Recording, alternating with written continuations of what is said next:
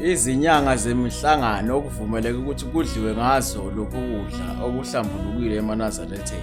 Kahle kahle kufanele ngabe siphekelwa abantu abangamaNazaretha, kodwa abantu bavele bagqoka iMnazaretha bese baba amaNazaretha bengawona. Okay-ke, kodwa yenza sure ukuthi amabhodwe akho masha ahlambulukile, awusiphekeli ngamabhodwe akapheka ingulube.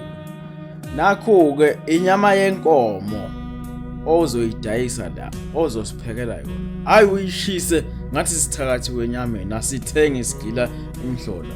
Uma uyenza ukhari inyama yenkomo, awusifakeli kamafutha lento okuthiwa uteli. Cha, siyawubonga. Ikakhulukazi ngomhlangano kaJanuwari, ungalinge usidayisele ukudla okufaka amafutha uteli. Ale mhlangano siwasebenzisi, kepha kwezinye izinyanga siyawasebenzisa. Funda nje ukuthi kubiliswa kanjani ukudla kube mnandi. Hawu bese uza ngapha emasosejini, hayibo ungasibulala na singafa nokufa enyameni.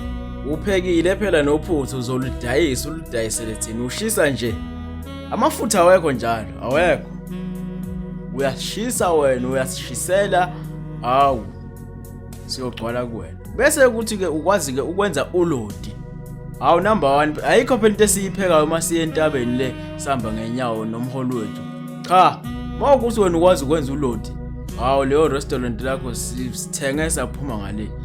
Angithi phela ulodi awunayo yeast. Bese ke kuthi enyameni akube inyama yalezi izilwane, inkomo noma imbuzi, noma uhambile waya esiqiwini order equality yenyama yalezi inyamazana, iyo kusidayisela yona. Bese kuthi ke lokhu akuhlambulukile.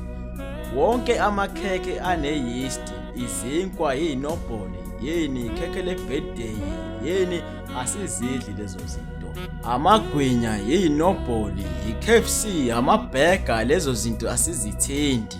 Ngoba amabhega kunenyama lapha kade ithoswa ngamafutha, ngakho okunamafutha asikudli ngale mhlangano. Inkukhu nakho konke ukudla kwasema-restaurant okushisiwe akuthintwa la. Luthi ke unyazi ungafiki namakhanda ey'ngulube uzosidayisela wona kulezi izilwane ezingadliwa, ngoba uzojika nawo uzothola ukuthi amakhanda ey'ngulube awasebenzi.